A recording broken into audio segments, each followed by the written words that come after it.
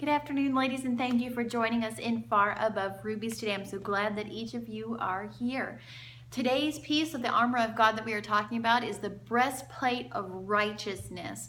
And for your reading challenge today, I'm going to ask you to go again and read Ephesians chapter 6, verses 10 through 18 one last time through, because tomorrow we'll have a different passage.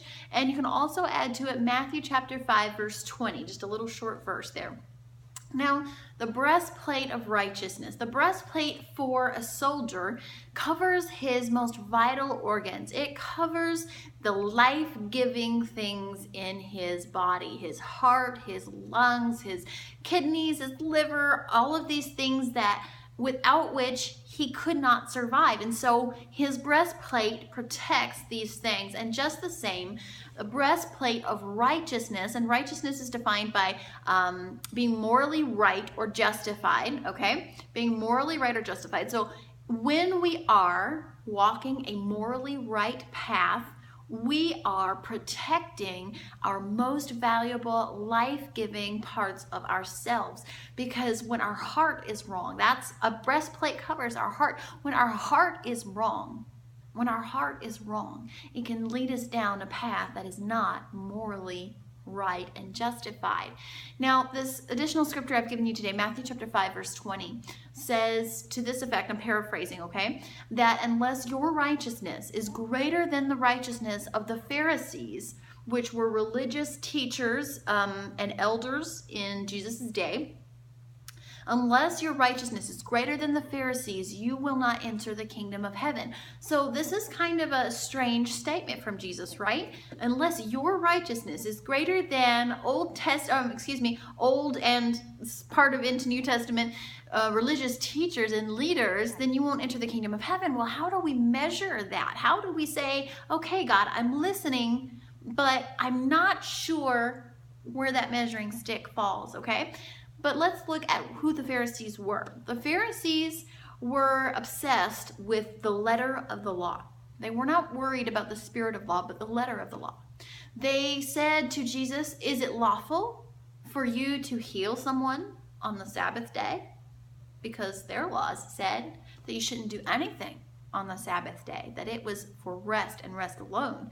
And Jesus called them out on it and said, is it better that this man should be healed or that I should abide by that law?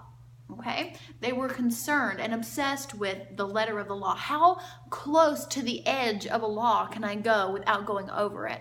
How close to the edge of a law can I go without breaking that rule? How far can I go? How much can I push?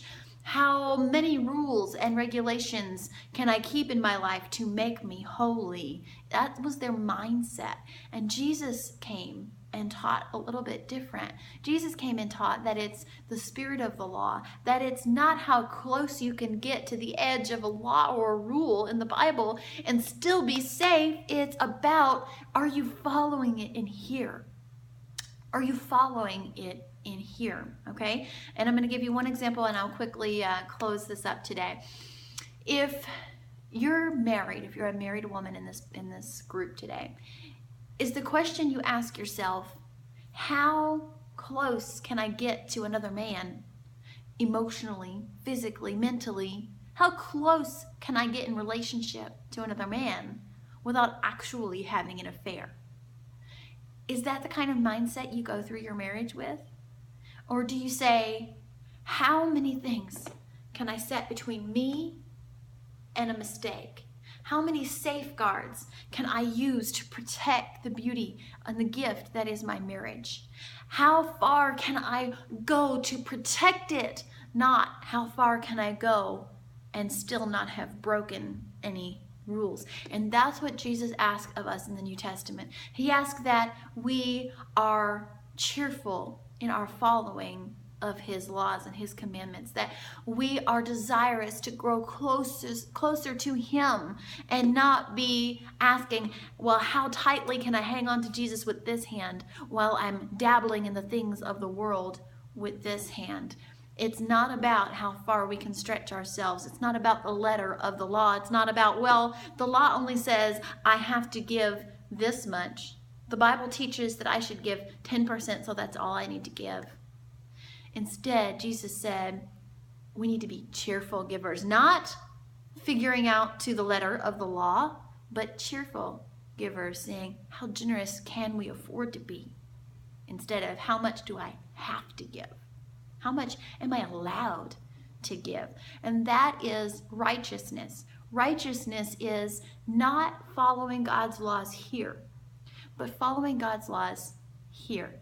Fulfilling the law and the love of God with our hearts, with our spirits, instead of solely with our mind and our logical reasoning. The breastplate of righteousness, ladies. The breastplate of righteousness is there to protect us, to protect our most vital, life-giving parts of our walk with the Lord. We want to cover those things with righteousness and have our righteousness be greater than those of the Pharisees. We want to live by the spirit of the law and not the letter of the law only. I hope that this blesses you today. Go and read Ephesians chapter 6, verses 10 through 18, and Matthew chapter 5, verse 20, and examine your heart today. Allow God to examine your heart and say, is my righteousness, is my morally right living, is it by the letter of the law like the Pharisees? Or is it in the spirit and the love of the law, the love of his commands? Is that where my breastplate of righteousness is anchored at? I love you all. If no one's told you lately, you are loved and you are cherished. You are valuable, my friend. You have tremendous, tremendous worth, and that worth is far above rubies.